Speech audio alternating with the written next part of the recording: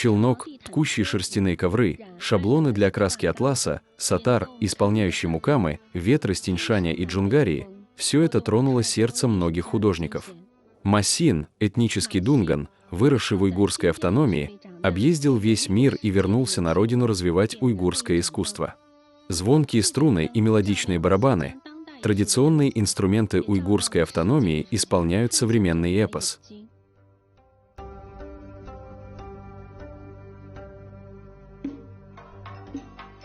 Это премьера постановки «Струны сатара», выпущенной Масином и его Центром искусств Гаатай.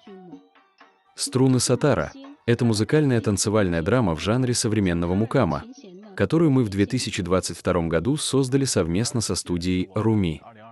Она рассказывает историю принцессы Аманисахан, которая из деревни попала во дворец, а затем вернулась в народ, чтобы собрать мукамы, разбросанные по разным местам, особенно в Кашгаре. В итоге это привело к формированию современного уйгурского классического музыкального и танцевального искусства, знаменитые 12 уйгурских мукамов.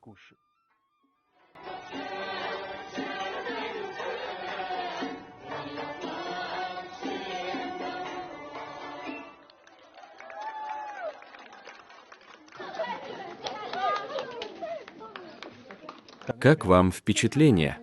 Очень проникновенно. Я вижу, что зрители очень воодушевлены. Думаю, что туристы, которые пришли сегодня, смогли наглядно понять, что такое уйгурские мукамы. Я считаю, это замечательно. Этот спектакль идет уже 3-й год. Получали ли вы какие-то отклики? Кто в основном составляет вашу аудиторию? Судя по последним показам по итогам прошлого года, большинство зрителей – молодые туристы. Приезжая сюда, они особенно хотят пообщаться с уйгурскими артистами поближе, установить контакт. В прошлом году в Кашгаре было рекордное количество туристов. И я думаю, все были приятно удивлены, что сегодня в Кашгаре можно увидеть спектакль, который так близок к историческому образу Кашгара и при этом очень ярко демонстрирует уйгурское искусство. Я считаю, вы делаете очень важное дело. Как вы сказали, у многих нет площадки и возможности проявить себя. Я считаю, вы как раз создали такую платформу. Я общался с одним музыкантом, который играл на гиджаке. Он более 40 лет проработал в профессиональном оркестре, и он учился играть более 20 лет, но на пенсии у него уже не было площадки для выступлений. Но на этой сцене, я считаю, более 20 артистов получили возможность выступить в главных ролях. Например, исполнительница роли Аманисахан, она преподавательница профессионального технического колледжа, госпожа Мехринум. Она говорит, что уже в таком возрасте и не ожидала, что у нее будет возможность сыграть главную роль на сцене.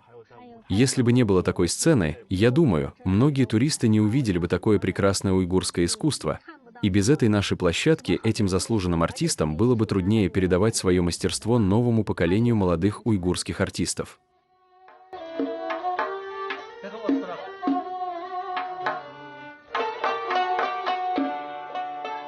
Похоже, Гаатай имеет для вас особое значение. Ваш центр в Урумчи называется Гаатай-центр современного искусства, и точка приложения ваших усилий находится в Гаатае. Я сам из Тарбагатая и впервые приехал в Гаатай в 2015 году. Тогда Гаатай еще не был реконструирован.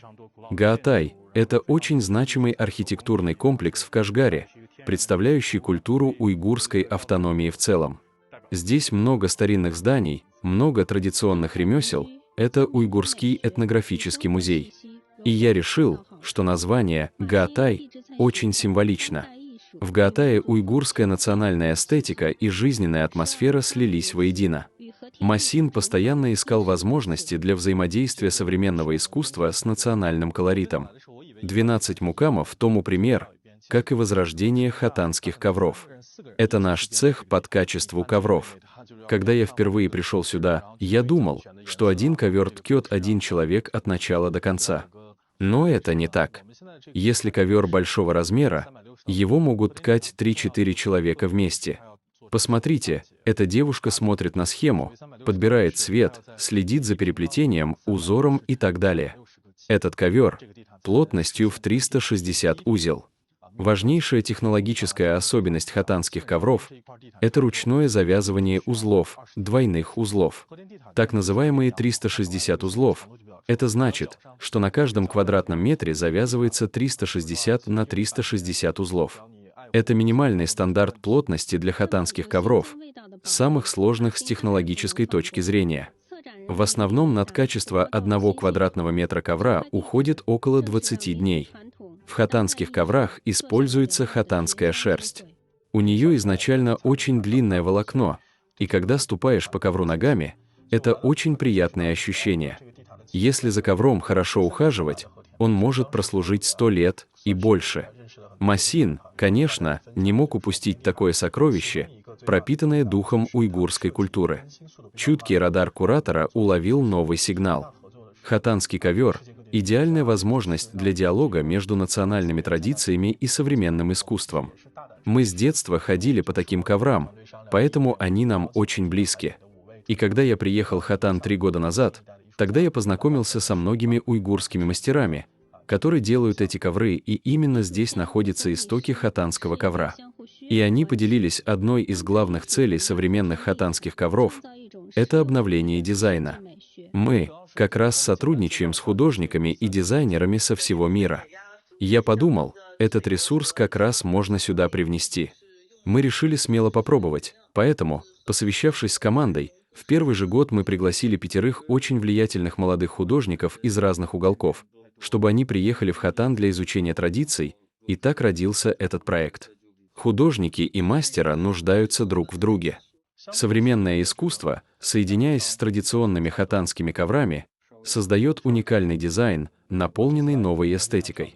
Например, дикие утки символизируют свободу и жизненную силу.